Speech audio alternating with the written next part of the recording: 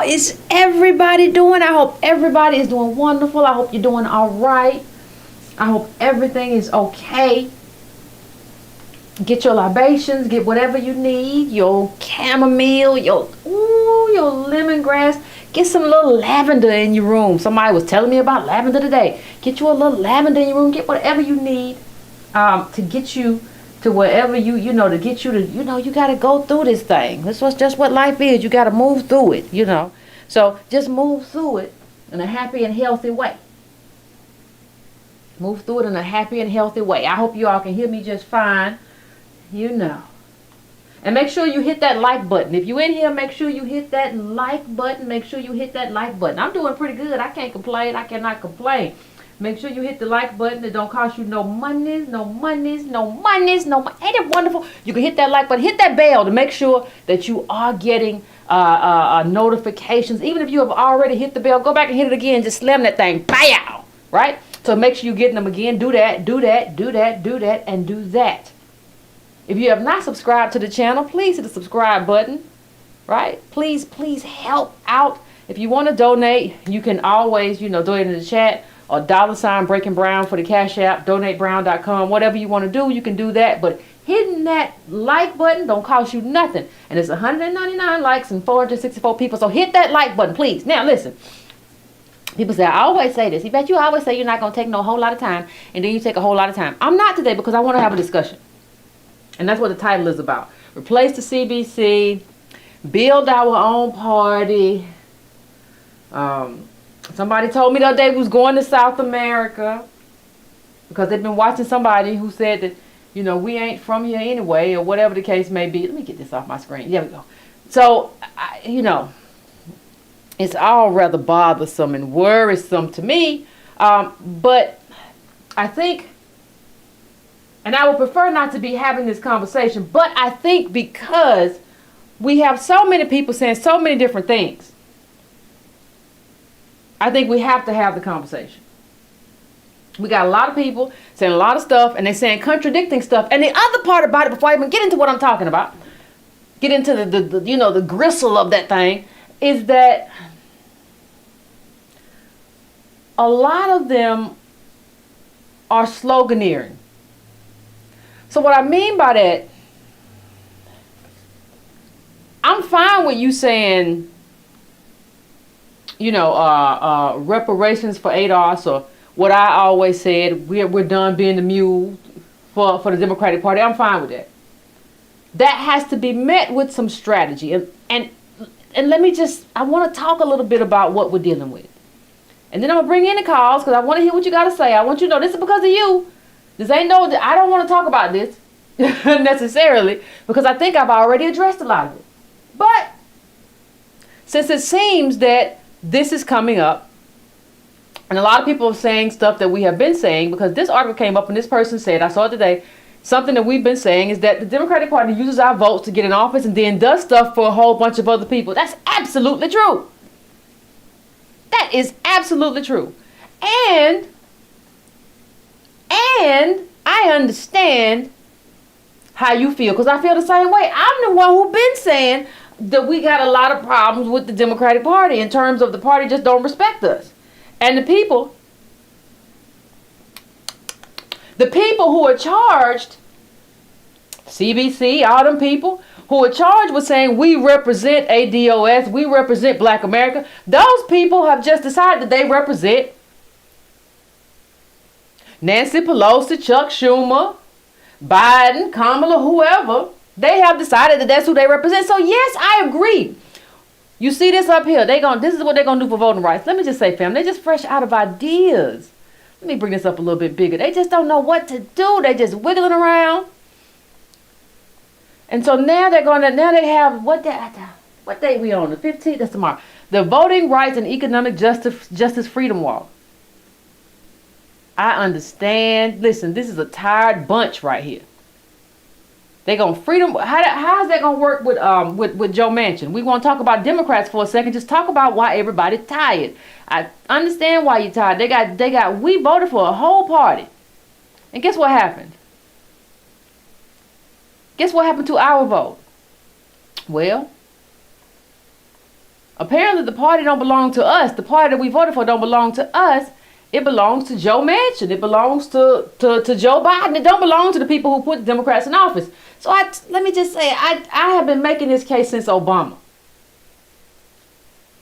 I have been saying since Obama that, you know, this ain't right, the way we getting treated, the way this is not right. I have been saying that the entire time. So don't tell me I don't understand. You must be late, because I've been here the whole time and I have always understood. As a matter of fact, I tried to tell you, and you said, but Yvette, we're gonna have our first. You gotta reelect Obama, or then Mitt Romney, he gonna get in there, and I don't know why you just must hate him, and you just must hate black men, and you just boogity boo. No, I just understood that Obama was a charlatan. So I'm gonna get into the nitty and the gritty of it, though. Let me just go to something else really quick, just to kind of show you that I understand the problems that we're dealing with. Heck, it was us who said vote Democratic down ballot. People said, well, why'd you vote Democratic down ballot? Because the whole party in terms of black America, the whole group is dedicated to the Democrats, right? So you have to make the party hurt and say, hey, you have to do something for us. Let's start right here at the head, fish right from the head. Let's start with the president. And although we did see an uptick, they tried to hide it. We saw an uptick in those down ballot votes. But y'all couldn't get enough. Those of you who were saying we just got to lead the Democratic Party, y'all couldn't get enough. And I see this man up here, he finna go for a hunger strike. He better not go all the way through that hunger strike. He gonna die. But y'all couldn't have, and I bet he'd be alive at the end of this thing. Just for attention. I bet he'd be alive and well. But let me just bring this home for a second. And by y'all, I mean a lot of people who are talking trash. Y'all could not get your grandmama, your uncle, your auntie. Y'all couldn't get none of these people. You say, well, we just got a better Democrat Party. Who have you convinced to do that? Because if I'm looking at the data from the election, it shows me that black America, not ADOS, because that's not what we pushed. We said cut the top of the ticket off and let's hold them accountable and whatever, let the chips fall where they may in terms of the top of the ticket, and we're going to keep it pushing. Let's start there. Let's do this incrementally and convince people to come along. No, y'all want to talk the popsicle, not even the peanut gallery, the popsicle gallery want to come in here and say, no, y'all just should have abandoned the whole thing. Well, tell me, who in your family have you convinced to abandon the party? Tell me about your mama, your grandmama. Do they vote at all? If they don't vote at all, you didn't have to convince them to do nothing. You didn't have to convince them to switch parties because they don't do nothing. No way. What I'm trying to discern before we get into this conversation is what has been your level of activism, or are you just talking in my YouTube comments?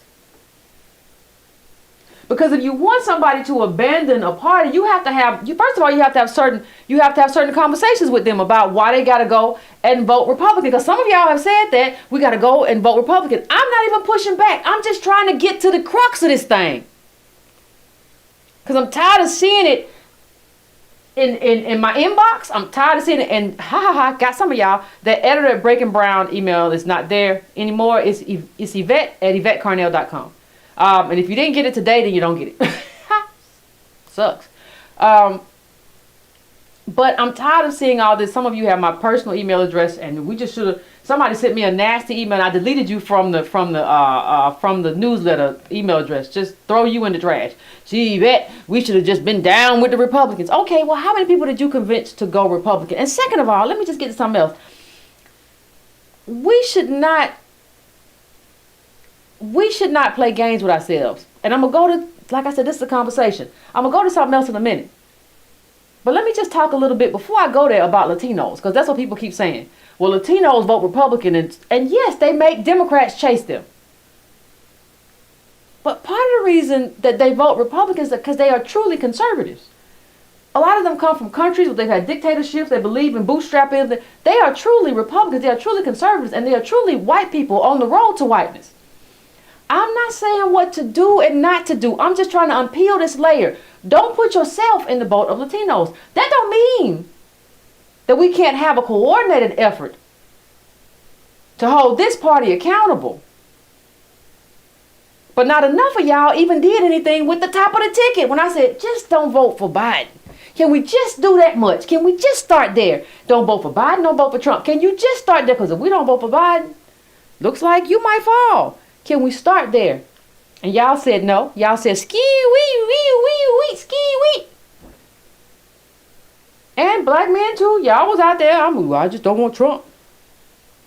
If I can't get that much, and if the people who are calling for that can't help me get that much, what you think you're going to do? Okay, let's move on. Let's talk about something else. Let's the same thing, but in a different context. Because I want to help you understand. I do understand what you're saying. Let's just bring out all of these people and talk about these different scenarios that y'all have been just kind of throwing out there. Let's just bring them all in there. Yes, somebody said include the Chinese in there. That's true. On the road to whiteness. Now I understand. Because here's Clyburn. When people say, well, we got to get Clyburn out of there, I would love to do it. In South Carolina, anti-poverty program is recast as reparations. That's a dastardly, low-down, dirty thing to do, Clyburn. Because you don't do that for any other group. You don't try to recast something as reparations that ain't reparations. I'm just trying to show, listen, there's a reason for that. There's a reason why we don't like you, Clyburn. There's a reason for all of this. There's a reason for it. There's a reason why we have an issue with you. House Majority Whip. Now remember some of y'all remember when this went down. House Majority Whip James Clyburn, whose district encompasses 8 of the state's poorest counties, has long opposed cash payment. Has long opposed. Pay attention to that. How can you not oppose that? Has long opposed cash payments to African Americans. Hold on a second. I didn't even bring this up. Hold on a second though. Somebody looks like somebody stole Jamie Young Fowler's account. And so we gotta, if you're watching this, please retweet that to the Twitter support if he hasn't got his Twitter account yet. He has a new one. He asked Clyburn, about the poll that came up. There was a poll, and in that poll, we voted that our number one priority was reparations. Jamie Young asked Clyburn about that recently, and he said, well, it's always been a priority. This just shows that he's a lie. So I understand why everybody is opposing Clyburn. What I'm trying to get to is a strategy. But let me just show you what he said. He acts like we don't know. He acts like we have no memory. And the reason he act like that is because we act like that. We do act like we had no memory. Well, he might have did. He seemed like a nice guy. Has long opposed cash payments to African Americans whose ancestors were enslaved. He believes it would be too difficult to determine who deserves to be compensated, but a race-neutral anti-poverty program he conceived a decade ago is now catching fire among candidates for Democratic nomination as a way to provide practical restitution for slavery. Let me tell you how low down this man is. And let me tell you, and that's why I understand. I put this up when it happened, but that's why I understand. I want everybody to understand this is what we're dealing with, and he is a low down. He's low down and dirty. I ain't got no problem saying it. He is what he is. There is no raceless reparations. No such a thing exists. There's no such thing as raceless reparations. Y'all created race and bottom cast us. And now this Negro who looks like the last slave alive wants to tell us, and he a good house slave too, with biscuits and stuff. The one who told other people was running. Master, they running tonight. I saw them. They got fast feet. That's Clyburn. He wants to say America created race. America created race to bottom cast us, but the solution to race is race neutral because we can't figure out who it goes to. Now it's easy to figure out because pre-1965, this was a majority white black country. Easy to figure out who come from where. But wait a minute, let's go a step further. Y'all can figure out who was at the border. I don't know who was at the border with a coyote. You know those coyotes who bring people over here. I don't know who was the mama, who was daddy, who got fake ID. We can't figure that out. Y'all can figure that out and get them $400,000 plus. But you can't figure out ancestry, lineage. Easy. I can tell you, we can all go back and tell you, well, mama didn't work on a sharecropper farm. All that stuff is there. But you mean to tell me you can figure out all these people had these Chilean IDs from everywhere? They was from Chile, fake IDs. You can figure that out. But you can't figure out how to pay reparations. This is the representation that we have. So I understand. I understand the frustration with somebody who would put forth or who would say something. Let me just go to something else he said. Because the man is just, I get it. This plan he put forth, it didn't even help all the black people there. Help some white people though. Let's just revisit Clyburn. Let's revisit him for a second. Despite being rebranded as reparations, the 10, 20, 30 program misses pockets of urban black poverty. The anti-poverty program. We can do specifics for everybody else, but it's an anti-poverty program for us. The anti-poverty program allocates federal funding to persistently poor counties.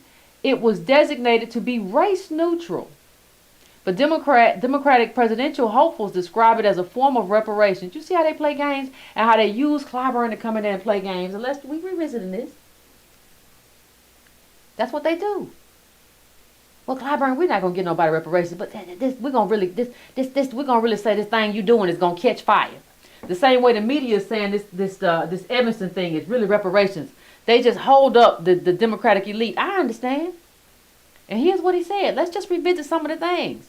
I really believe that this whole issue of reparations ought to be studied and ought to be dealt with. But it ought to be dealt with in realistic terms, Clyburn said during an hour-long interview from his district headquarters in Columbia, the state capital, to Denmark, or whatever. Let me see. I'm never going to individualize reparations. Because I want to talk about both sides. I'm going to talk about the Democrats and the Republicans. Because what you all find is that this country is a plane that flies with two wings. And neither one of these wings are boding very well for us. But I'm going to deal with Clyburn first. We're not going to take sides. We're going to deal with both of it. I'm never going to individualize reparations. It needs to be applied institutionally across the board, he said. It should be systemic, benefiting communities inhabited by those who have been neglected. Ooh, he think he's slick. He ain't slick though. Even if that includes white Americans, it's not just about black people, Clyburn said, but it's also about black people. Now, this is the man who told Jamie Young reparations was always a priority. You see how if you don't know what's going on in politics and you don't have a long memory, you don't know that this man is lying to you? You can't say that, you old lying man. You said that it's not just about black people and we have to do a poverty program. It ain't never going to happen. And you ain't in favor of cash payments. Then you kind of go over there and tell Jamie, well, it's always been prioritized. And the people in the audience don't know anything. And that's what I want to get to. Because you got to deal with them. You can't just say Clyburn is awful. Let me tell you, some of you have been talking a lot, don't want to work a lot. All this lazy stuff, take that over there to some other YouTube channels that I ain't got nothing to do with. Take it over there. If you want to be lazy and not work, take that over there. If you just want to talk and sit down and talk about what should happen and what should have happened in 65 and what should have happened in 1865 and what everybody else didn't do, take that over there. Because if you are going to deal, if you want to deal with this man and his duplicity, and I agree that he's duplicitous, if you want to deal with it, you have to re-educate his constituency and all of those constituencies. You want to replace the CBC? You're talking tough. Good. A lot of work comes with all that tough talk you're doing. That means you got to go there and convince them why they're not just a candidate. Let's say we have a candidate who has our agenda. I'm not about picking a candidate. I'm about putting, hey, y'all all prostitutes, your candidates, most of y'all. I don't mean no offense, but I kind of do. So I'm about putting this agenda in front of you and saying, if you want our support, you got to support our agenda. Okay, let's say we get one. They support our agenda. Hot diggity dog. We cook it with grease now. Okay. Now you got to go around, and this is why organization is so important. This is why chapters are so important. You got to go around and convince them, the people in that district, you got to organize them and convince them why the candidate that you're behind is better than Clyburn. Now, Clyburn or whoever the CBC member is got all the money. So that means we got to have all the people, we got to be on the ground. How many of you who are talking all that stuff have said, I'm a volunteer with ADOS? How many of you said, I want to be a part of a chapter, I want to help with a chapter? We got some really good people. Shout out to them. Shout out to all of y'all. We in meetings all week long. How many of y'all are doing that? You doing that or you just talking? See, that's the thing for me. That's part of the thing. We're going to get to the other side of it. All this stuff we doing. Clyburn is just the worst case. He ain't the only case. You right, they're duplicitous. But the way you replace them requires work. You just can't holler at me and say, well, even I think they all got blah, blah, blah, blah, blah, blah, blah, blah. Okay, what are you helping me to do about it? Are you willing to go into these communities and talk about what the replacement candidate is going to do and help these people understand why they have to go in a different direction? Are you starting with your family? How many people, how many friends and family have you convinced and said, if you want to do the CBC thing and take over that, how many? I'm just asking a question because all this stuff is work. And here in this community we've been doing work, but some of y'all have just been talking. And it's time to get these talkers to work. You either got to get to work or you got to go. I don't need your pontificating. I don't need you with a cigar and a glass of cognac telling me what you think and feel. Child, you better just start some kind of YouTube channel or something. I don't want to hear, well, I think what should have happened is, child, what? Are you going to work or not? Going to help out or not? You going to pick up a broom or not? Want to clean up politics? You going to pick up a broom or not? You just going to sit there and talk. Now, here's the other thing. That's the CBC thing. When you say you want to replace CBC, understand the work that entails. From fundraising to having people on the ground, to bringing organizers in, to political education. Because when Jamie Young said what he said, he didn't have the room. Clyburn had the room. Nancy Pelosi's House Negro. That's Clyburn had the room. He didn't have the room. You got to build up to a point to where you got the room. You own that room because you have organized that community. So when they walk into that room, you own the room. Have you organized the room in your community? And you see, let me just say this. That's why chapters are so important. People are like, we don't need no organization. We don't need no. Yes, you do. Yes, you do. And that's why we're bringing chapters in, real chapters, real boots on the ground to do the work, because you have to have that. You have to have somebody say, hey, we got somebody who's going to take on Clyburn. We got how many chapters there? Okay, we need the chapters do X, Y, and Z. And we need the people to join the chapters. Talking ain't it. Talking ain't going to get you nowhere. Talking just going to get you talking 10 years from now. It's a lot of people who talk a lot of trash, and they're going to be talking 10 years from now. I don't want to be over here talking 10 years from now. Well, what we got to do, or what we got to do. No, We either building or we ain't. We either doing real work or we ain't. And real work does involve organizing. Real work does involve chapters. How many people, y'all got to stop listening to people who is just stupid and dumb as doorknobs. We don't need no chapters. We don't need no organization. You don't know politics. Parties are organized. Political advocacy groups are always organized. Offices, hierarchies, all that stuff. If you don't know that, then why don't you just shut up sometimes? My gosh. But let me say one more thing too. Those of you, that was the CBC part. Those of you who want to, well, we just got to vote Republican. I'm not telling you what to do right now. I'm just exploring all the stuff before we had a conversation. You still got to deal with this. You got to deal with your arrangement with them. Right? So more than 4 in 10, let me bring this up a little bit bigger. More than 4 in 10 Republicans don't want schools teaching the history of racism whatsoever. So the problem is, well, I'm not saying the problem, I'm saying you got to figure it out. You just got to figure it out. You got to strategize. See, some of y'all just be talking and you never thought about how you got to strategize through this thing. So the question becomes, are you just going to do this for one election cycle? Because you can do it as a protest vote or something for one election cycle to teach the Democrats a lesson or whatever. You can do that.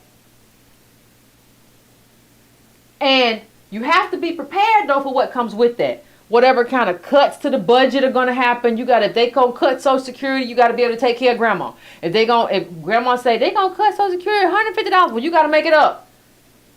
Whatever they going to cut in your community, you got to make that up. Or you got to go in there and maybe negotiate with them. Well, we going to vote for y'all, and so this is what we expect. But you're going to have a hard push in a Republican Party that's going further to the right. I'm not saying you can't do it, but I'm saying you got to do it. It ain't enough to talk about it. It ain't enough just to say, well, Yvette, we got to vote Republican. No, you got to get in the room. And you got to make sure if you do that, and when you do that, your community still gets a lot of stuff that it needs because, hey, we're coming with y'all this time. What is your strategy for getting in that room and having that conversation? You got to have one. Hollering at me ain't enough. Some of y'all really feel like I can just shout at Yvette and that's going to be enough for anything. I just say whatever I want to say. No, don't shout at me. I ain't got time for this. What is your strategy for dealing with that party? I'm not saying you can't. Stop. Hey, I'm not saying what you can't. I'm not saying what you can and can't do. I'm saying you got to have a strategy for doing this. Just saying vote Republican isn't enough. You have to have a strategy for how you encounter. Now, if it's just a protest vote, so that they chase us same way they chase Latinos, you just got to be prepared for what happens in that interim. Like, we knew, hey, if we don't vote for Biden, when we said Democrat down ballot, we don't vote top of the ticket, Trump gets elected, I gotta eat that for a minute. Right? I gotta just be ready to eat that and help people eat that.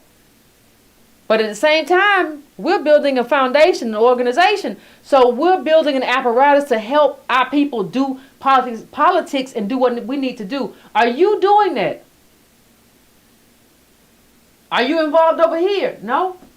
You're just talking? See, because a lot of things have to happen. Let me pull this up.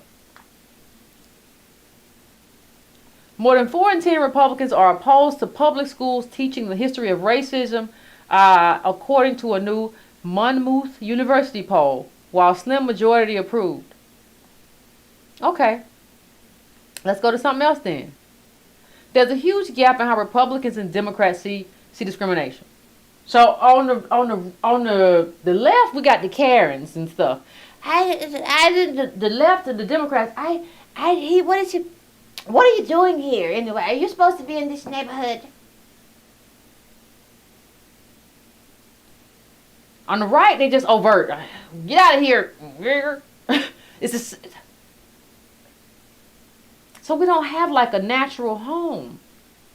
The only difference is between these two parties is one party we built doesn't exist without us and can't get elected without us. And the other party we just kind of bolted from. We used to vote in larger numbers in Republican Party. And you can make the argument that if we kind of split our vote a little bit more, we will have more sway in both parties. But going all the way one way or all the way the other way seems kind of problematic. Right? Just giving everything to the Dems, giving everything to the Republicans. I'm going to let you get in. I'm just going to. There's a huge gap. Because let's put this up. So I want you to look at this. Remember the title of the article. There's a huge gap in how Republicans and Democrats see discrimination. So if you decide to, just like some of you all do, just want to go GOP, I want you to look at the discrimination of the blacks, and I want you to look at Democrats and Republicans. Right? Now it doesn't stop there. Look at the blue and the differentials in the red. Right? Unfavorability: evangelicals, the police, Jews, Asians, Latinos, blacks. Right? Look at Democrats. Look at Republicans. Those little numbers are down there. But you can look at the white before you get to the dark. What's dark? The red and the blue, I mean. Okay? Now if you're just gonna vote Republican like henceforth, you have to deal with that. You're in a party where you have to deal with that. You have to deal with that unfavorability. You got to deal with it. You have to deal with the party. They all gerrymander, but you have to deal with a party that's gerrymandering people like Clyburn into one district. So they get to be kings. So Clyburn gets to be king of his district. He gets to play king because he has a majority black district. That's not spread around a little bit more thanks to a Supreme Court rule. He says it's complicated. But so you don't have black people who have a bunch of influence in a few districts like 3 or 4. You have one district where Clyburn gets to be king, but our numbers in Congress are fewer, right? Especially the House of Reps. That's what that means. Because the Senate is a whole different thing, 2 state, whatever. But in the House of Reps, that's what that means. And they're gerrymandering it that way. So you're going to be in a party that kind of gerrymanders black people or ADOS people to where we don't have representation except for little places where we can play king makers like we little toy animals or something, little toys on the pawns and chess or whatever. Listen, I'm happy that Democrats are losing right now because they deserve it. They don't have nowhere to go. But I think if you're going to talk about this as a strategy, you have to just think it all the way out. Again, I'm not telling you what to do or what to think. But I'm telling you that these are issues. If you're going to just say, why don't we just vote Republican? Are you talking about vote Republican from here on out? Or are you talking about a protest vote? Because I need to know the difference. Because you're talking about from here on out, you're going to have to deal with that. Gerrymandering, anti-ADOS views, you're going to deal with all of that. I'm just saying, some of you have decided that you can just say stuff and vote away and not deal with everything that comes with it. There's a whole bunch of garbage that comes with voting for Democrats. And there's a whole bunch of garbage that deals with voting with Republicans. But some of y'all don't want to deal with the Republican garbage. Now, we can always do a protest vote, but we got to be okay with what comes with that protest vote. And the sacrifice that comes with that, because they're gonna still cut stuff. They still beholden. They're beholden to corporations. If you want to do a protest vote, let's just say that.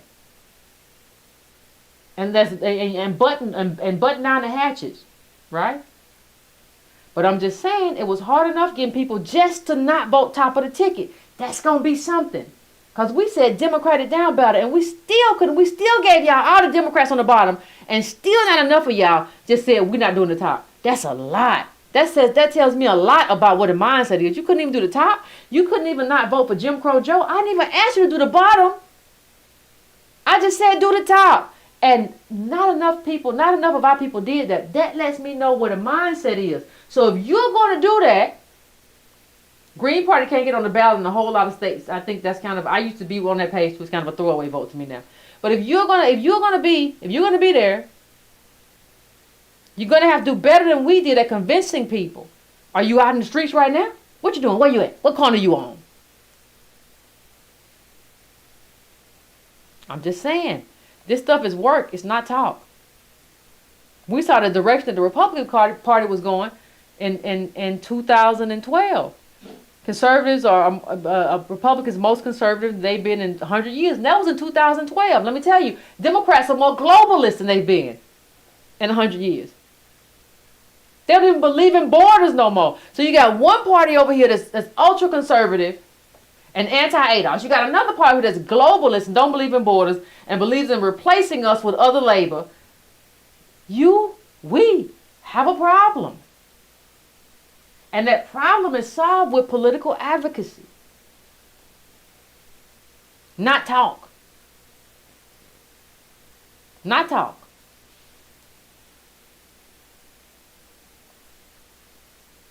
I'm not even going to bring the rest of it. It's not talk. It's solved. And let me just say this. You gotta deal with people like this who say the definition of critical race theory explains white America. That he said the KKK. Ted Cruz said, if you believe in critical race theory, you believe in the KKK. If you want to just go Republican, you got to deal with him. You're gonna have to deal with black Republicans too. Just like you got to deal with Clyburn on this side. It ain't my fault. I ain't doing it. Just like you got to deal with Clyburn on this side, you got to deal with Virginia Winsome Sears. It's a lot, ain't it? Yeah, it's a lot. I didn't listen. Listen. This world is what it is. You're gonna deal with her too. Are you ready to deal with the Ben Carsons of the world? I'm just asking. You have to just put this kind of stuff out there.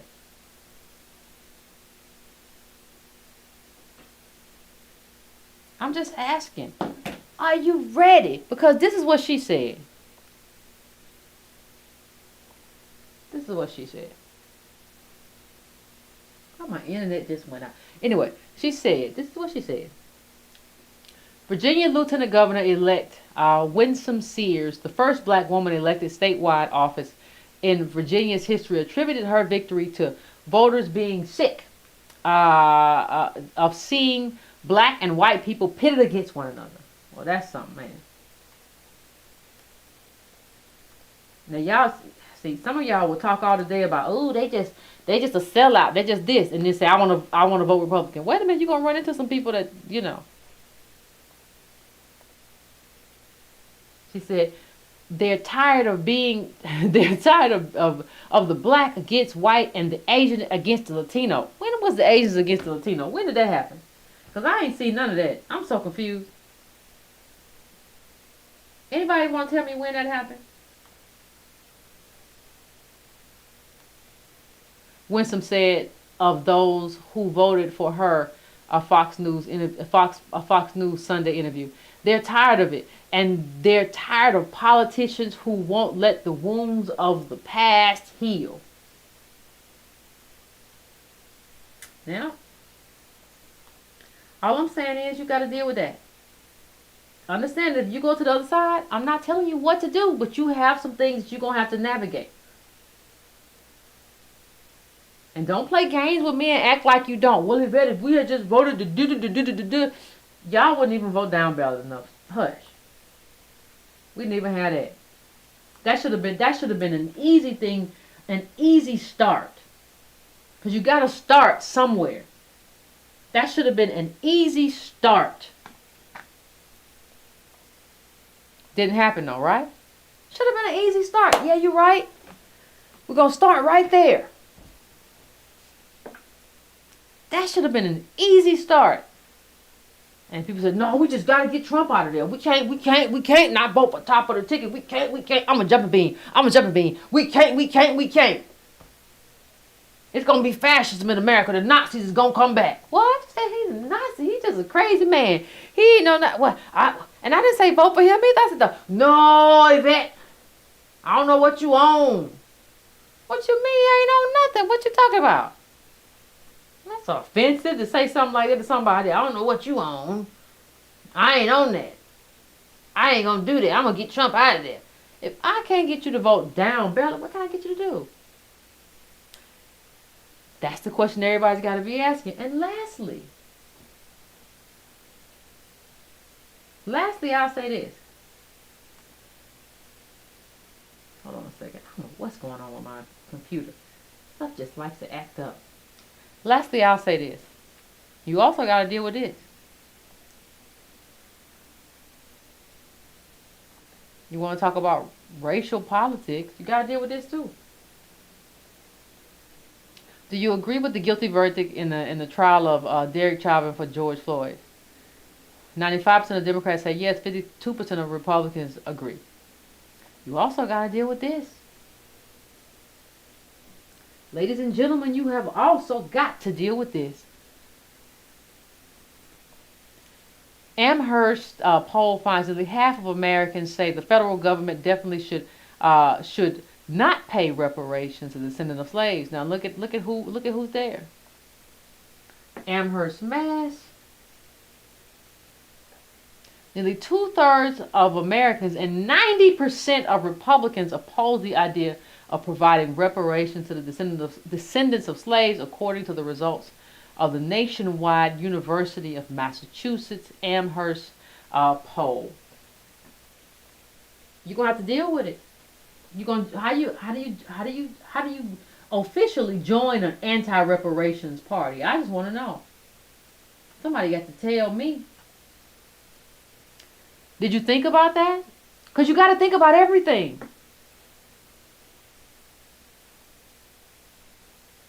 You got to think about everything. You can't just say, you can't just be reflective. Yvette, we just should have voted Republican. Okay, have you thought it all through?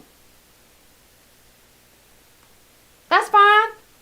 Make sure I understand that you have thought everything through, though. You haven't. You just talking. And for me, let's see. I'm just tired of people who just want to talk. That's my thing. I'm just tired of people who just want to say stuff that sounds smart because they listen to some idiot on YouTube and it doesn't work in the real world. And they are not prepared to do any kind of real advocacy. They just want to sit around and say, well, if you had done this, it would have. Have you tested that out? You nincompoop. Have you tested that out? Dodo bird. Have you tested that out? Have you thought long term what it will be like? If you want to do it short term, okay. Have you thought about how we make up the differences? That's fine, but you got to think about it and you got to strategize. Don't sloganeer me anymore. Don't sloganeer me. I'm done with the sloganeering. Don't nobody want to do that. Ain't nobody got time for that. See, I tell you what should have happened. You sound like you about to throw up. I just tell you what they should have done. I had a whole plan. You had what you had? A whole plan. Since when?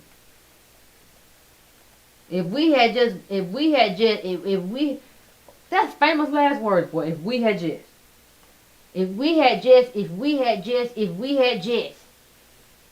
No, play it out.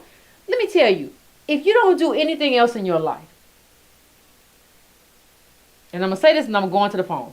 If you don't do anything else in your life, learn to play something out in your mind from beginning to end. Learn to see all of the potential outcomes. There are positives there, even with the Republican stuff.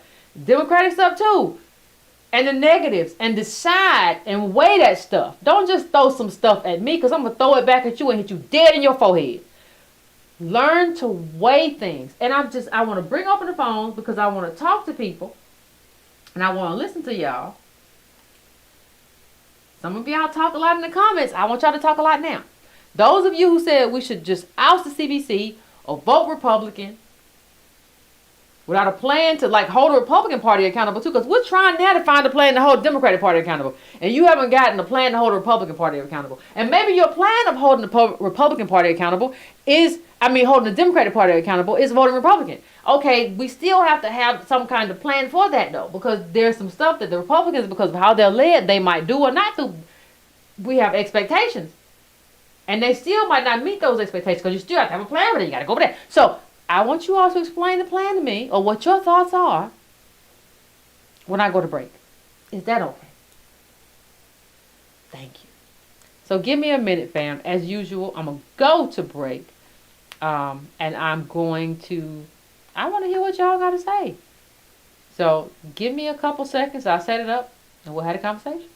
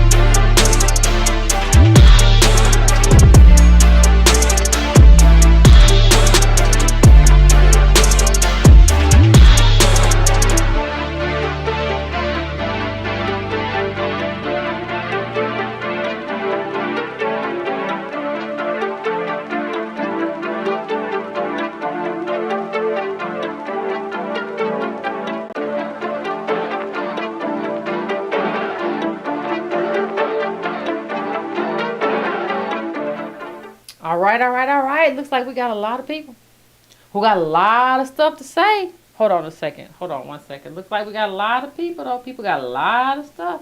And listen, I just want to hear what y'all. I want to hear the strategy. That's what I want to hear. But it is what it is, you know. So hold on, let me get that right. Woo wee. I just want to hear. Hold on a second, fam. Oh, y'all done loaded up these calls tonight. Look at you. All right. I'm gonna stop playing around. 662. I'm coming to you. What's your name? Where you calling from? What's on your mind? Yes, this is Aaron. I'm calling from Tupelo. Hey, how you doing? No, I'm calling from Mississippi. I'm doing good. How about yourself? Pretty good. I can't complain. What's on your mind, fam?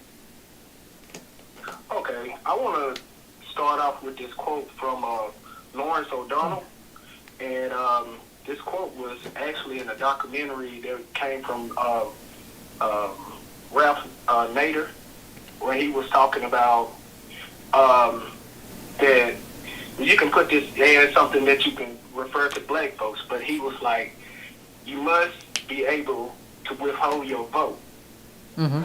Because I didn't have to listen to anybody that was coming from the left because I knew they had nowhere to go.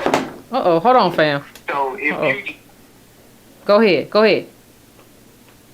Yes, if you just apply that to saying that about black people, that they don't have to listen to anything that comes from us because they know that we have nowhere to go, then they can continue to treat us the way they treat us. It's called a captured vote. The technical name for that is a captured vote when you don't have anywhere to go. Right, mm-hmm. A captured vote. Mm-hmm. But that is not true. I mean, we can go anywhere we want to. We just choose to stay in the Democratic Party. But a lot of folks don't know, at one time, we was part of the Republican Party. We was their backbone. And then once we left the Republican Party, we became Democrats. But the parties flipped. The parties flipped, basically. But that's a whole other historical story. Go on. Well, the Democratic Party now is flipping. It's flipping right now because you got Bill Clinton, crime bill. Then you got Barack Obama took our wealth. And then now you got this dragon, the one who orchestrated Dixiecrat, you know what I'm saying? Mm-hmm. He was to the right of Reagan. So when it came to black people. Mm-hmm. So when this guy came when it was the person that the Democrats choose to represent the Democratic Party, that's when we should have did a great migration. I mean, now, at first, I went for Barack Obama the first time. The second time, I set it out because I seen where it was going. So I was lost, so I just didn't vote at all. Okay. So then I caught on to the Green Party, and I seen what they was doing, and I knew that they was going for reparations, and they actually brought in a black guy to be their VP. And I know right now the Green Party is not where they need to be, but I have been able to convince a lot of younger folks to go to the Green Party, and they have actually voted Green Party. Now, what happened this election terms, I talked to both people my age, I'm in my 30s, and younger people that was in their 20s. Mm-hmm. Now, all of them said they weren't going to vote for Biden. Okay. Every last one of them said they weren't going to vote for Biden.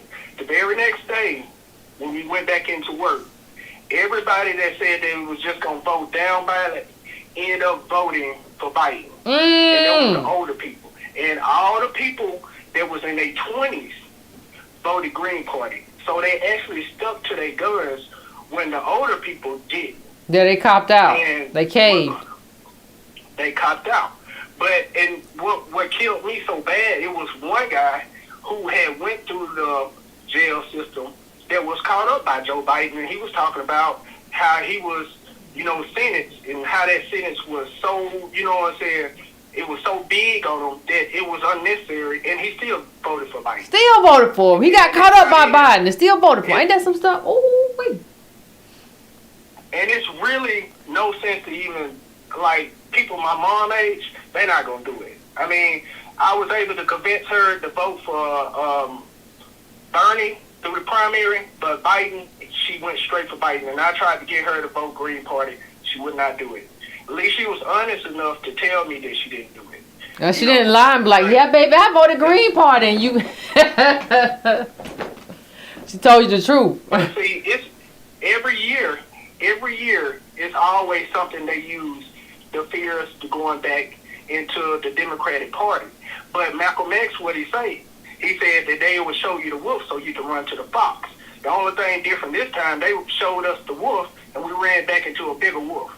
Because I don't like Trump, but I think Joe Biden with his record was way worse than Trump. At least Trump did try to, pander somewhat a little bit. He pandered a little bit. Well, let me just say this. Pandering at all. And let me just say this. I didn't like either. I'm gonna just be honest with you. I didn't like either of them. I don't like Trump. I ain't like Biden. I ain't like either of them. They can both kiss my toe. Like, that's how I feel about both of them. But I felt like there should have been a concerted effort. That's why we said them down ballot.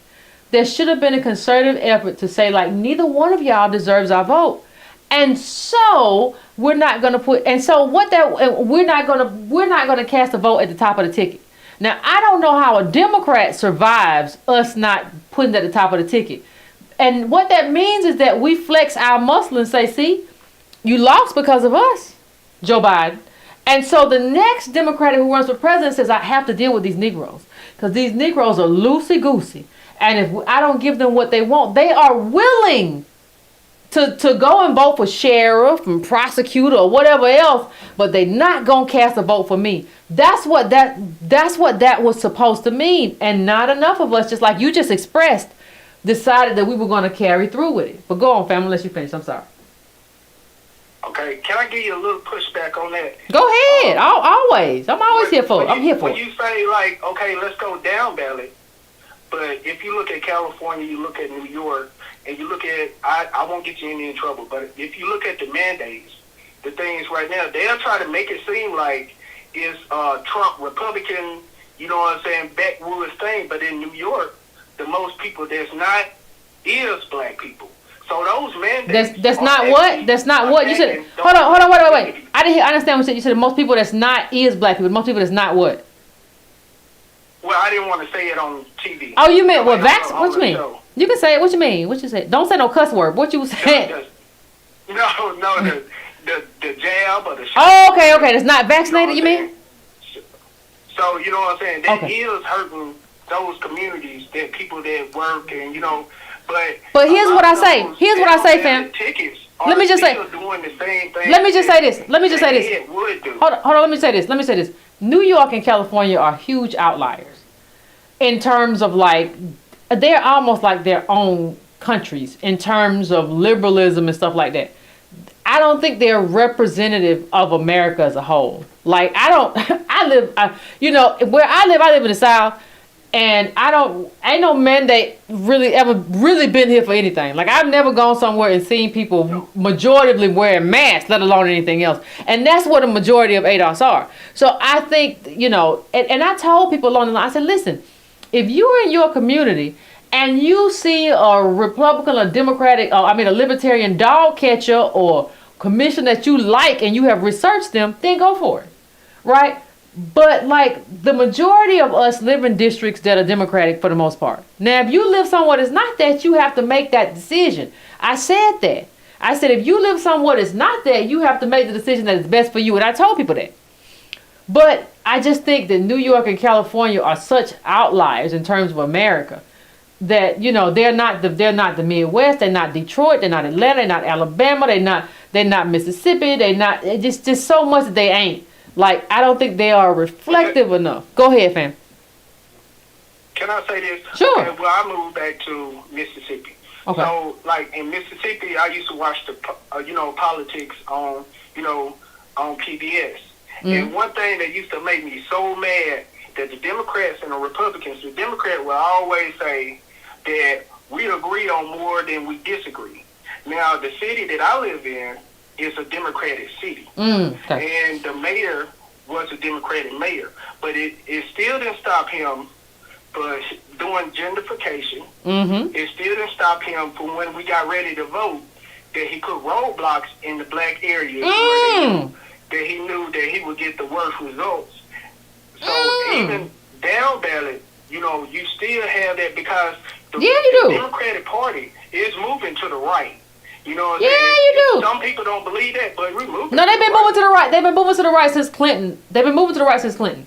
The Democratic Party has been tracking right since Clinton. They've been chasing the Republican Party, though. See, that's the thing. The Republican Party has tracked right and got white voters. They have gotten white working class voters.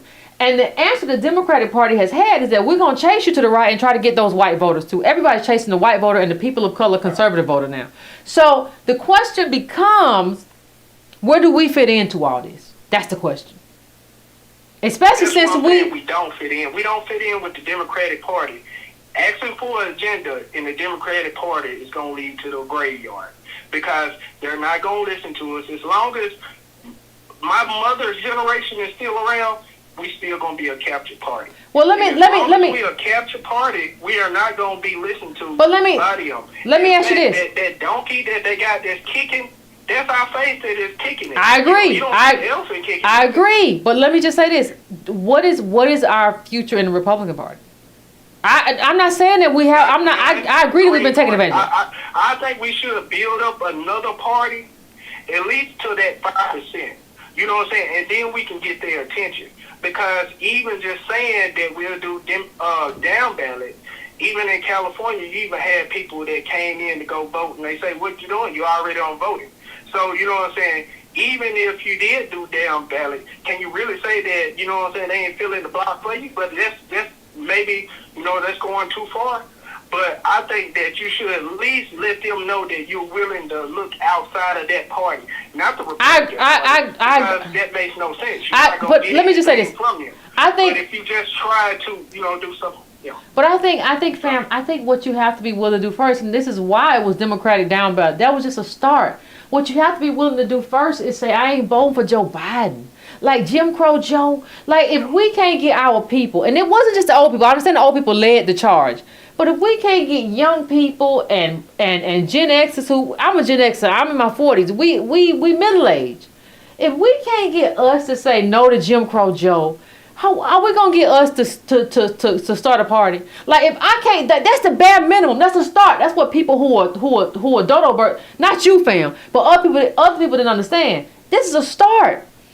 If we can say no to Jim Crow Joe, we can do a lot of things. But if we can't say no to Jim Crow Joe, are we really at a place like fundamentally and in our political maturity where we're gonna go start some new stuff? We can't even say no to this man who just put people in jail. You just told me a man who got incarcerated under Jim Crow Joe's laws wouldn't vote for Jim Crow Joe. So how can I have any confidence in people who do that? Confidence in the younger people, because the younger people did say no. They did say no, and my generation, they, you know what I'm saying, it's a couple woke people, my generation, and some did, you know what I'm saying, go vote for him anyway, but that younger crowd, they didn't vote for him at all. And the Democratic Party, they can see that age range does not even participate, because sometimes they even demonize us, say, oh, black people just don't vote. Okay, you don't give us nothing to vote for, but that ain't what you hear on the news. So, you know what I'm saying? Just saying that I'm not going to vote for you, all they're going to do is just demonize you. But I think your vote should go somewhere. Yeah, I think, and I'm going to let you go after this, fam. I got to let some more people in. But I think that, and I thank you for calling in, fam. I appreciate you. Because one of the things that I absolutely do believe, though, and this is why I say down ballot is so important, because it shows that you did show up. Even if you didn't vote for the president, if you have XYZ many votes in your state, right?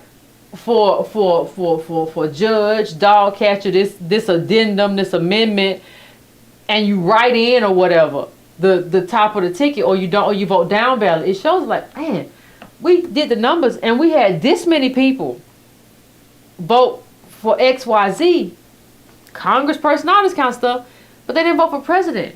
Because they calculate that down ballot stuff. Like even this year, there's a calculation that shows that there was an uptick in down ballot, but they just don't know why, because they're not paying attention to ADOS. They count that stuff. We need that to happen. But anyway, I don't want to talk too long. I'm gonna go to the next call. I want to get everybody in here.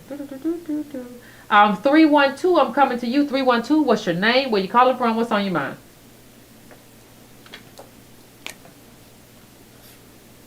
You there, 312? 312? Yeah. Sorry, can you hear me now? I can hear you. What's going on? Okay, sorry about that. Yeah, my name is Harold, calling from Chicago. Okay. Good evening to you, and thank you for taking my call. No problem. But pretty much, yeah. So I want to first of all start by commending you on doing a good job in clarifying that ADOS is not an ally to the Republican Party. And for the last 2 years, what I've seen online from, and this is no offense to you or Tone or anybody in the ADOS organization, but what I've seen from your program and Tone's program and a couple of other YouTube programs was that we spent a great deal of time addressing Democratic candidates, and I think that the messaging to the viewers kind of went over their heads as far as this down ballot voting that you guys have propagated, and I think that people misunderstood the message and took it as an endorsement of Republicans or basically removing ADOS from the voting bloc altogether, because there were a lot of people that I've listened to when they would call into the program that said that they weren't going to vote at all because they felt that there was no stake in either party.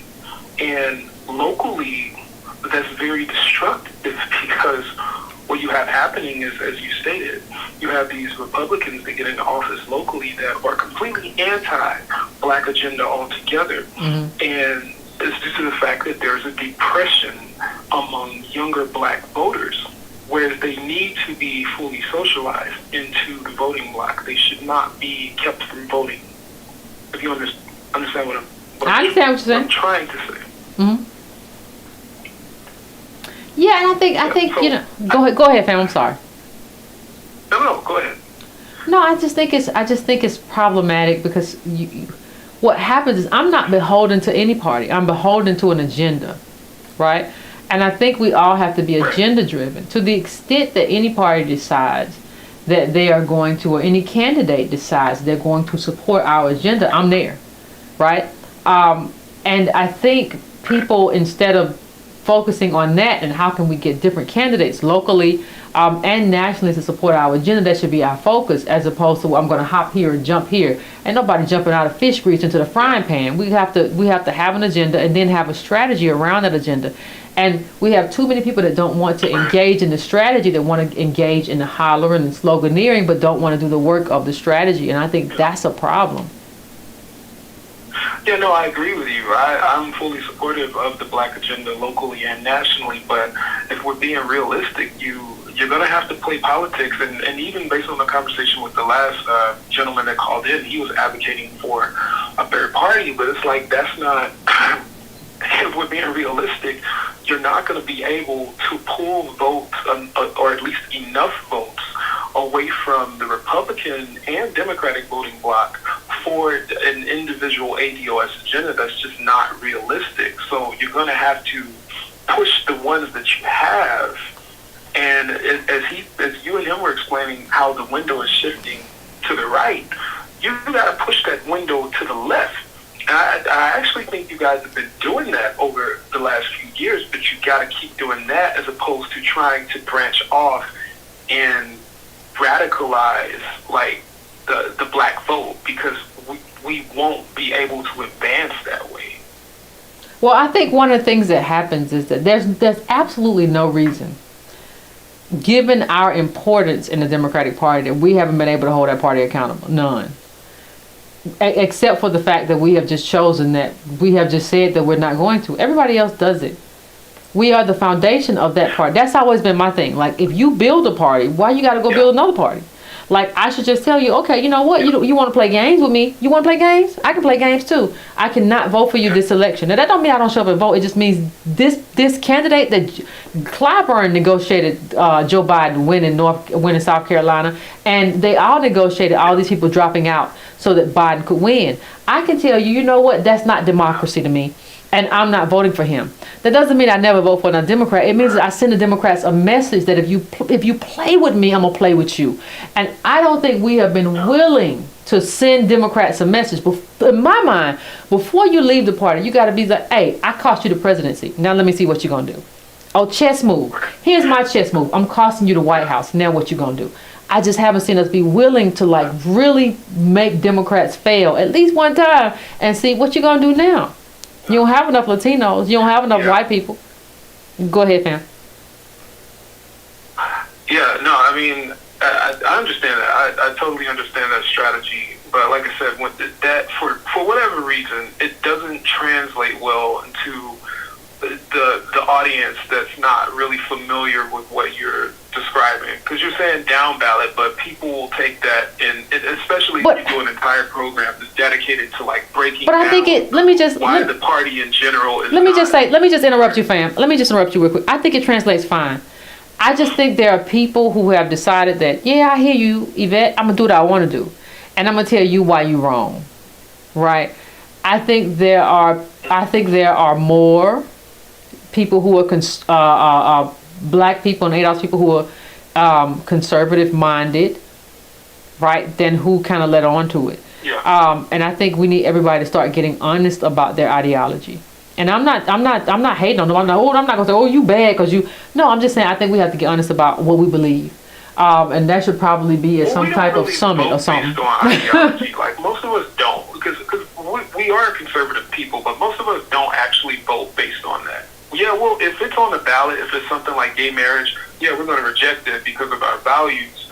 But we don't actually vote like for candidates based on ideology. For whatever reason, our group doesn't really. We don't exercise our voting power that way. Like Latinos, yeah, they'll vote based on ideology. But we, for whatever reason, we don't tend to do that. Well, what do we do? Vote because we scared? No, well, we vote, but we'll vote for Democrats pretty much because they're the only ones that offer the things that we need. You know, like housing assistance, extended benefits to families, and so on and so forth. We'll vote for them based on a number of reasons that, you know, affect us financially and socially. But we're not going to not support someone because they don't support gay marriage or abortion. Well, I'm gonna end this call here, fam, and I want to thank you for calling. I just got to get to the other calls, but thank you so much. I think, you know, honestly, I think we should become, in a lot of ways, one issue voters. If you don't agree with reparations, I don't know how I vote for you.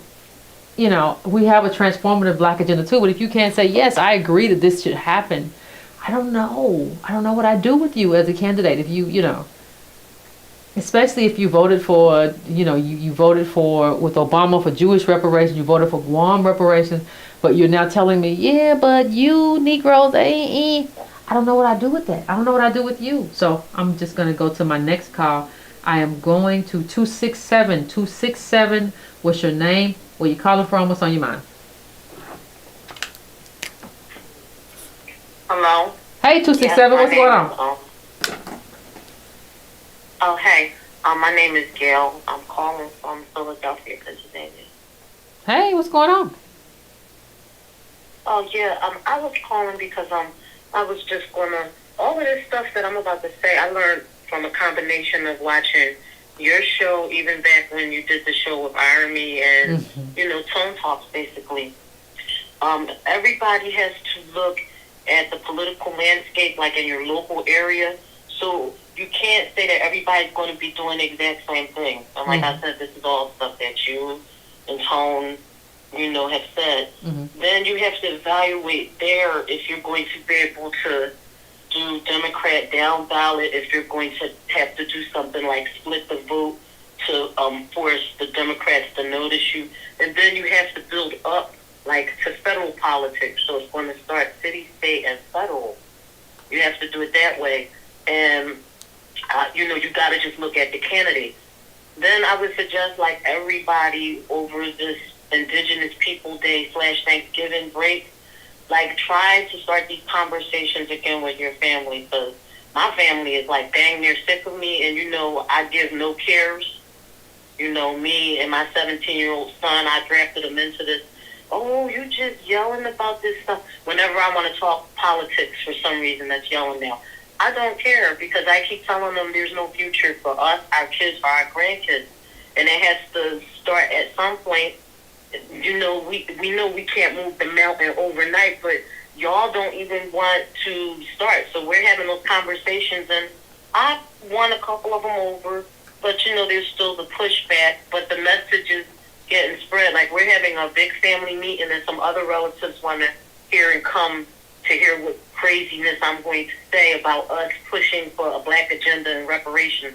I don't know how that got to be me spouting craziness, but other people want to hear. And some of the younger people in my family are definitely like listening. Mm-hmm. So good. Of course, I point everybody towards you guys' shows and always sharing and things like that. But you got to start somewhere. It has to start with like local politics. Like my son, for instance, he's going to be a junior block captain, and had the pandemic not happened, he would have been doing more at our local representative's office.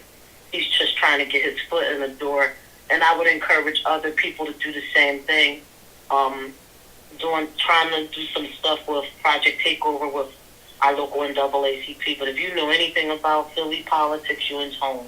Oh Lord, you already know it's a But we got to try at. We have to give pushback at some point. Because you and Tone and you guys can't do everything, and everybody has to start in their area, whatever you could do. If we all give some pushback, think about how we came from them calling us Russian bots to look how far we come. So far. Dare say that. So far, fam. Now.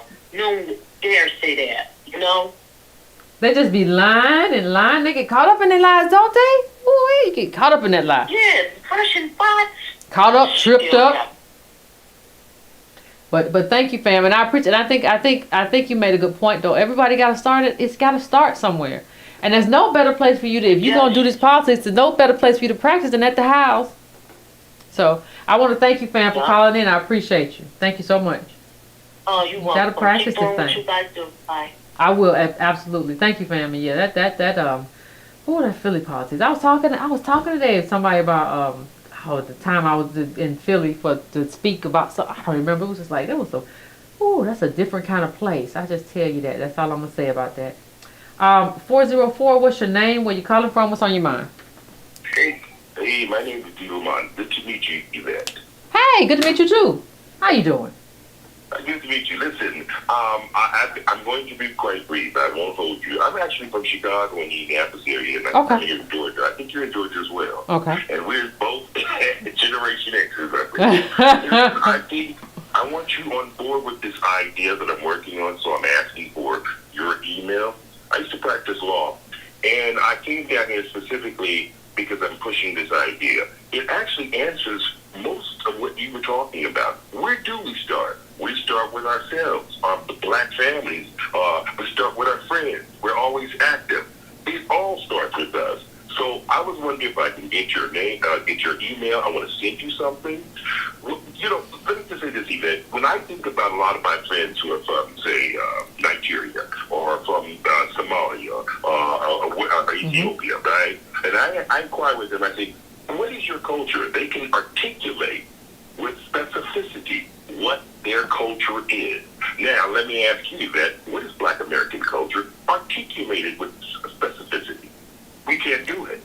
I can, but I ain't gonna waste that. I can, but I ain't gonna waste that kind of time.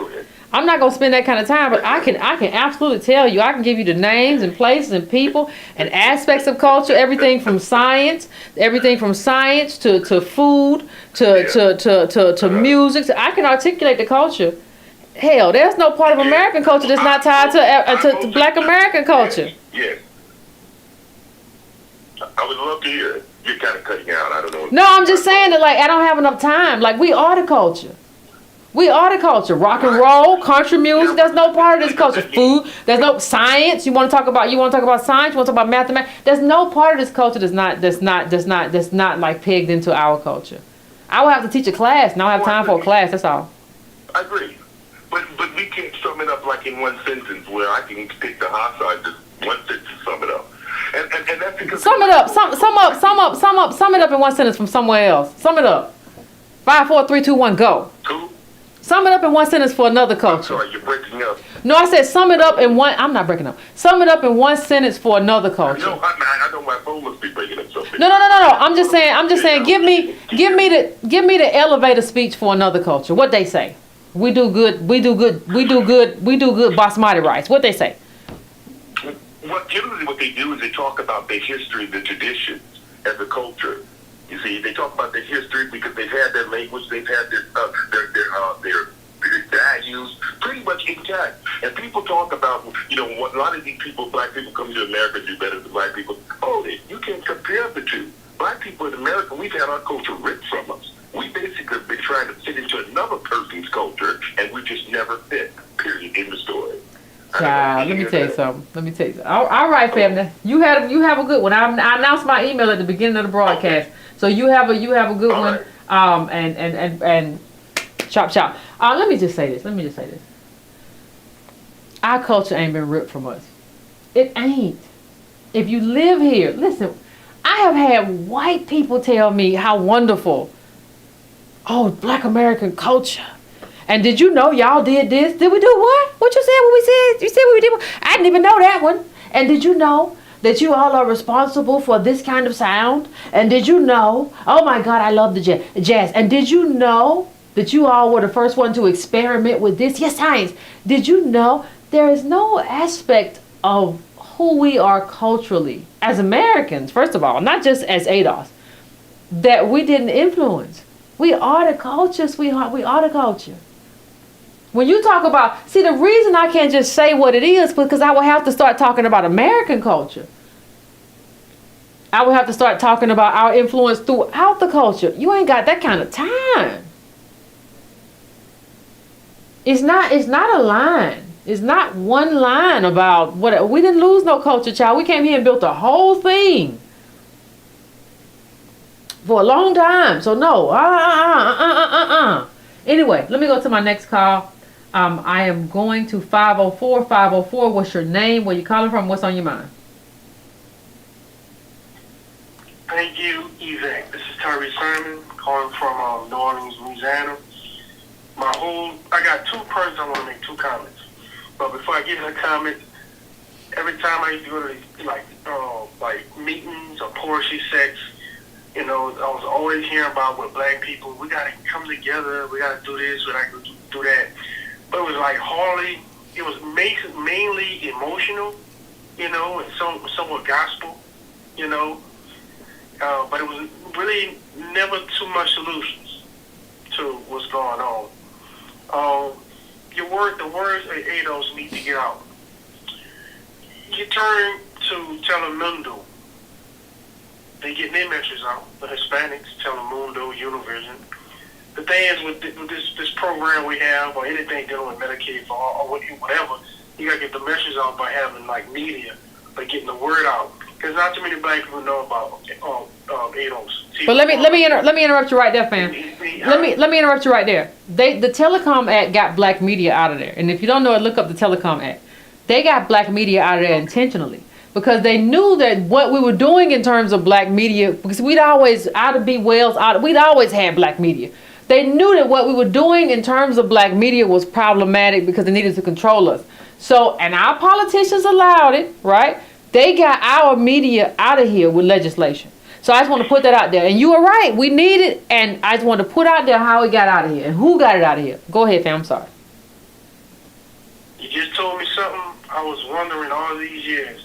But we still got to push forward on of course. it anyway. Of course. But anyway, I'm going to go ahead.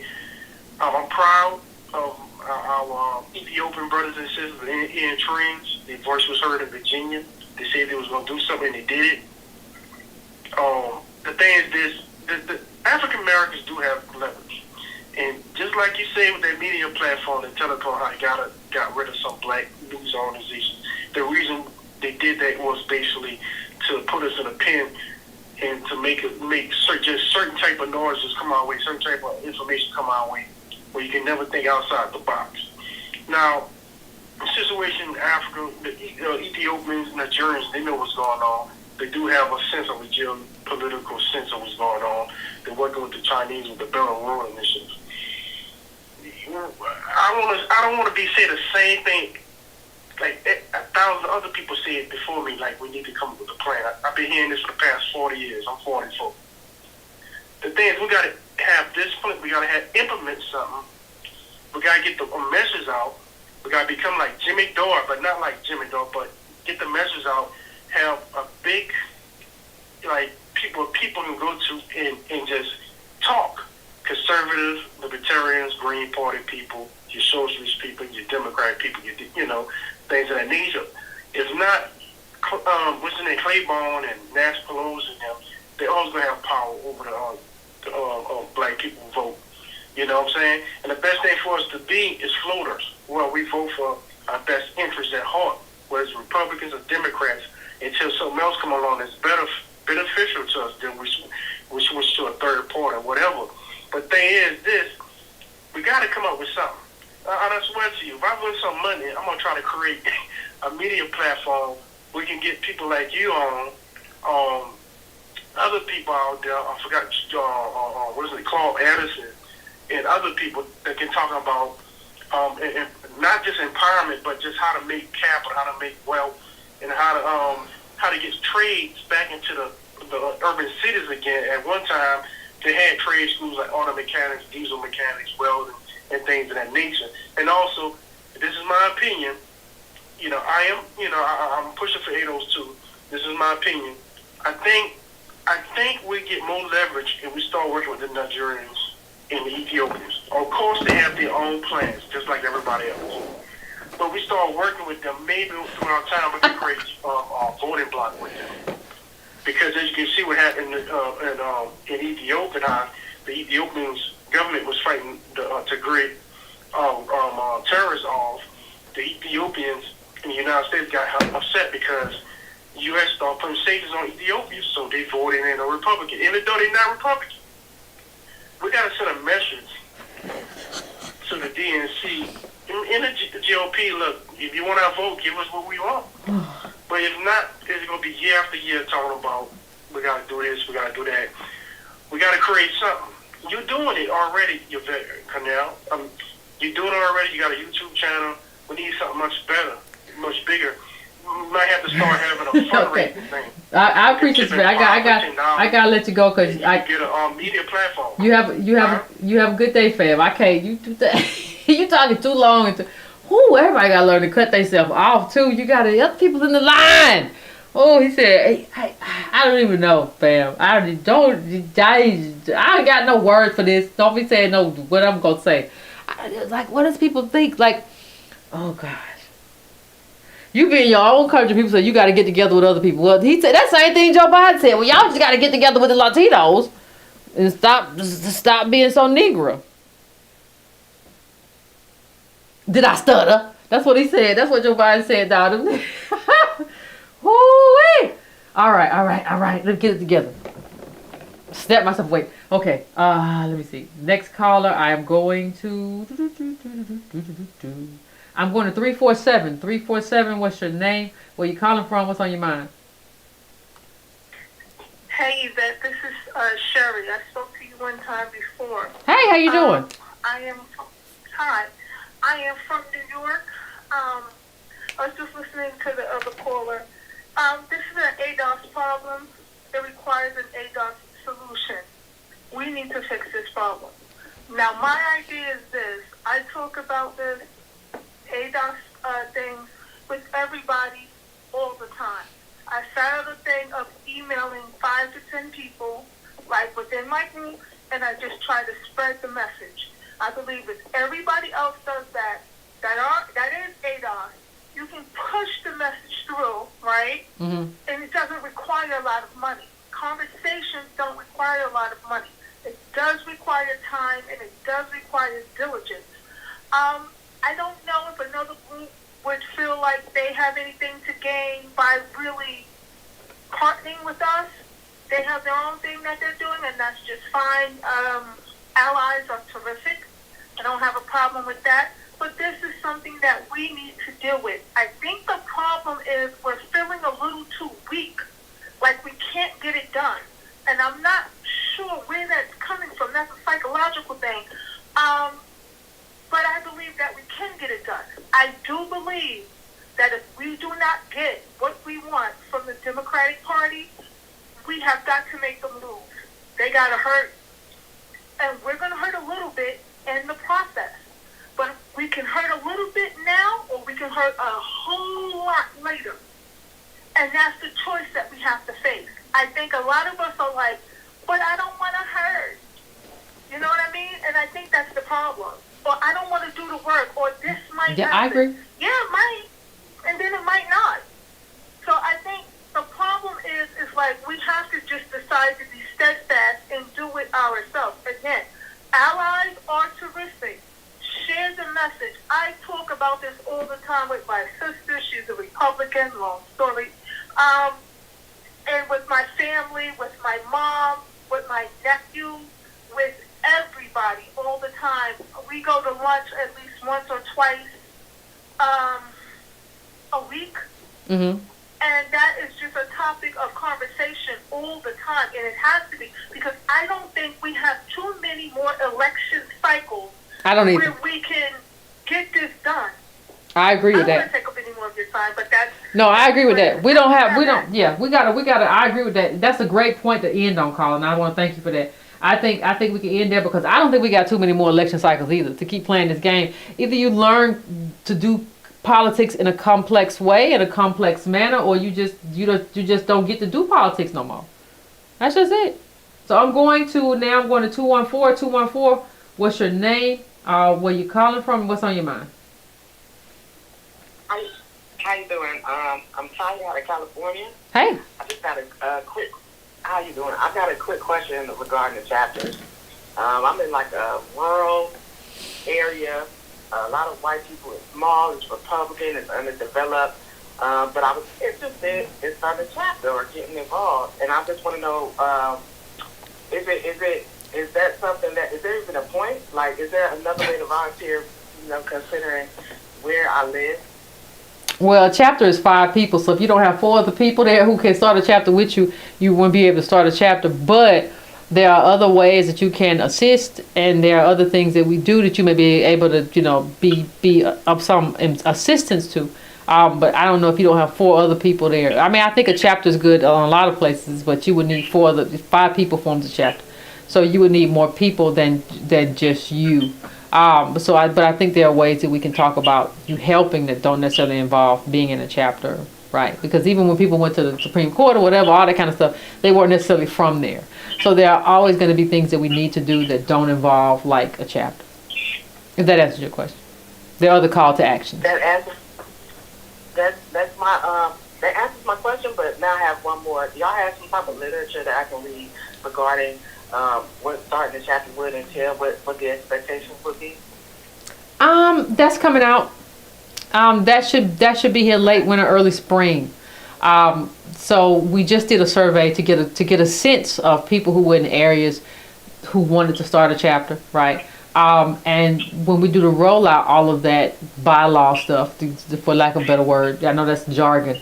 We'll put that out and let people know like what the expectations are and what you need. But that you probably won't see that until like March probably.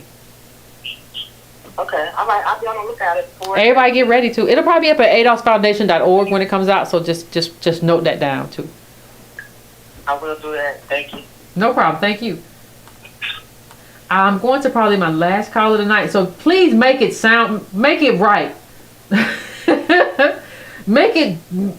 Do a good job. Next caller. I'm going to 408. What's your name? Where you calling from? What's on your mind? Yes, hi. Hey, Ben. My name is Christopher, calling from San Jose, California. Okay, what's going on now out there in California? Hey, yeah, and so, I just left a meeting out here in Oakland. I was listening to the news this morning. They said, Oakland Unified School District is going to have a meeting on reparations. I'm like, okay, whatever. I show up there, and again, it's a lot of, it's more rah-rah, not a lot of information. So I get up there, and I'm sharing the information that you and Tona put out there, right? In terms of the U.S. Federal Reserve data showing that, that there's $145 trillion in household wealth, and I put out there that, white families, which is 83 million of them, have 125 trillion of it. Black families only have about 6 or 7. And so it was interesting. You could hear some people were like, oh, like wow. And I actually exchanged some emails with some people, and I'm going to shoot them the numbers. But there was a lot of pushback. There was a lot of like, no, that's not true. I keep the Federal Reserve link on my phone, so I bring it up. I said, I can't make this up. And you put it in their face, and they still don't believe it. And it's just, this is the level of pushback I've been experiencing for the last 5 years since listening to y'all, trying to spread the word. I just got into grad school, essentially talking about, the lineage wealth gap. And I'm hoping to push the subject further. I'm right down the street from Stanford. I've been in contact with some Stanford economists who are economists who don't even know this information. So, I'm just really shocked at the level of resistance, even amongst black people, when you put the numbers out there. In Oakland, I live in San Jose, and it's 2% black. So I said, you know what, I'm gonna go out there to Oakland. I'm gonna drive out there, and I'm around some black folks thinking like, yo, this is gonna hit. Like, this info is gonna hit. And there's a lot of people who just seem to be invested in the lie, I guess. I don't know. Huh. Well, you know what? You say you're near Stanford. We might need you for something else. If you get a chance, call up, please just email me your info at yvettecarnell.com. I would appreciate it, because I got an idea just popped in my head. But yeah, I think a lot of people, because we have spent a lot of time saying some and most. Well, some of us have money. Well, some of us so and so. And what that number drives home is you a lie. No, we don't. No. That's just been propaganda that we've been fed for a long time. And I don't think psychologically people are prepared. Our people are prepared to deal with that. I honestly think a lot of people would crack up if they really kind of like, oh man, we really don't have it. I think people would start going cuckoo for Cocoa Puffs. And I don't mean that in a bad way. I just think we have been told that we are in a space that we're not in. And to like have this kind of come to Jesus moment is a lot. And I don't think people are prepared. Our people are prepared to deal with that a lot, because it means like, oh my God, I will have to do so much work to work myself and work my kids out of here. I thought we were past here. I didn't know that we were here. I really do come from slavery, and my descendants really are slaves. Yeah, that's what that number tells you. So what you gonna do? You're gonna barbecue a meal, and I don't think they're ready for that conversation. They really believe like they have transcended. They have kind of become. And if you tell them that they haven't, they'll be ready to fight you half the time. You did good. Sometimes they'll be ready to fight you. So what's hilarious about that? They said, well, that's not true. White folks, there aren't that many white millionaires, and I know that is. I committed that to memory. I broke down. I said, there's 2 million white families, worth 6 million or more. A million worth, 10 million or more. But there's only 380,000, black families worth $1 million or more, and they didn't believe that number. And it's just, it's funny because I'm a social worker. I write court reports. I do investigations. I testify in court. And so I'm really so much all about a plan. And the reason I gravitated to you and Tone, and again, I'll say this, I went to UC Santa Barbara. I received a bachelor's in philosophy with concentration in ethics and public policy and black studies. And you guys over these last 5 years have given me the greatest political, racial, and economic education I could have ever had. It's informed my thinking. It's inspired me to go back to grad school. It's inspired me to get more politically involved. And I'm always frustrated, like the last few calls you hear that, hey, I've been listening to you for the last 5 years. And then you hear a guy say, well, we got to, just own our own media. It's like, do y'all not listen? Like we don't have the money. We don't have the money, and it just feels like what are y'all doing? You know what I mean? Yeah, and I'm like, it's almost like, well, in this media, like this, regardless of whatever little stuff has been happening, my show, Antonio's show, has been available to everybody across America. Y'all just, not you, and not the people who are watching, but not enough black people just came. So it's not a matter of like availability. The word just didn't spread. There's no reason that this channel, Antonio's channel, doesn't have like 3 million likes at least, right? Given the content. And I'm not too my own. I'm just talking about I'm secure in what I think and what I believe that I have done in terms of ADOS politics. And then so is Antonio. I'm sure about that. And it's not that they don't have the reach. You just go and type it into a computer.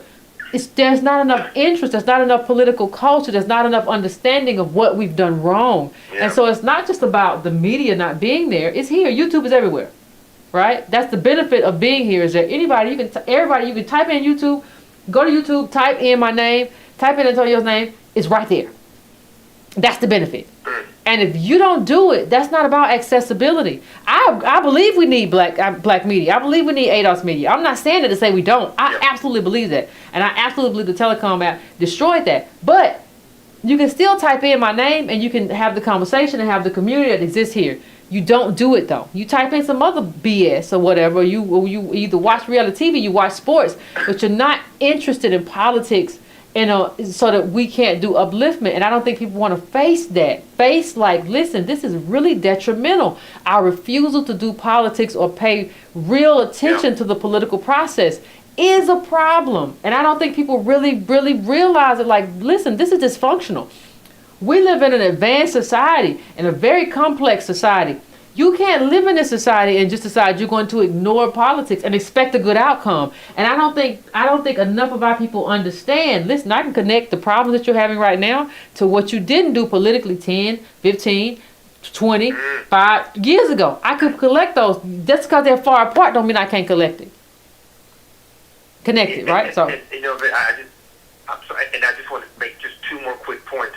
Again, everyone at that school was saying, why are these Oakland schools failing? They sat here and said, we don't have enough teachers. We don't have good maintenance. We can't, pay the teachers. And I rose my hand and said, don't y'all see this is all tied to a lack of wealth? Every problem in your life for the most part, right? The material, it's tied to a lack of wealth. Why is the school district failing? We have kind of out here in Oakland, there's a school, McClymonds High School, where you had 4 students who died due to drinking tainted water, the pipes, almost like Flint, out here in Oakland. And I said, it all ties to wealth. And for some people, they never heard it that way. I think they just thought, if we just, work longer hours or volunteer more or do black business, we can. No, and so that got connected for a few people. Again, I exchanged their emails. Good job. And what I've been doing is, I'm sorry? I said, good job. That's organizing. What you just described is organizing. I've been emailing.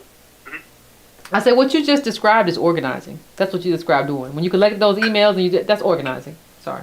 Oh yeah, and what I've been doing for the last few years is, again, I've just been emailing economists, trying to get them to understand this. And there's a lot of world-class economists, quote unquote, who don't understand this. And some of them have said, "Oh, Chris, like tell me more," and some have just said, okay. And one final point for any black person who keeps saying black people just leave the Democratic Party and go start your own party. It's the equivalent of telling the NBA players, go start your own league. I mean, it doesn't work that way. It's not that easy. And you said it best. This is your house. You built this house. You just don't surrender it. You fight. And I put these is my bricks. If I leave, thank you, Yvette@Cardell.com. If I leave, I'm taking these bricks with me. That's what I'm gonna do. I'm not leaving my bricks. If I built the house, I'm not leaving my bricks. Taking my bricks with me. And they don't understand that. Just like you talk about the basketball, you're talking about multi. You're talking about trillion dollar industry. Basically, you're talking about billions raised in politics. You don't have millions. Come on, man. But thank you, caller. I appreciate it. Thank you so much for calling in. People crazy. Yeah. Thank you so much. It was a great call, caller. And I want to thank everybody else for calling in. We're not going to have any more calls tonight, but I want to thank everybody for calling in. It was a great show. Some of you who gung ho, whatever you are, y'all didn't call in. Oh, I only had I had a few more, like 3, 4. But some of y'all who just be gung ho, I tell you about y'all. Oh, people talk real tough in the comments, and then don't call in. Well, I didn't feel like talking. My stomach was bubbly. It was sour. I had a sour stomach. Ain't nothing wrong with you. You just talk. Oh, so many people just talk. I tell you, I just, I had the bubble guts a little bit. You know, my right calf was acting up, so I didn't call. Shut up.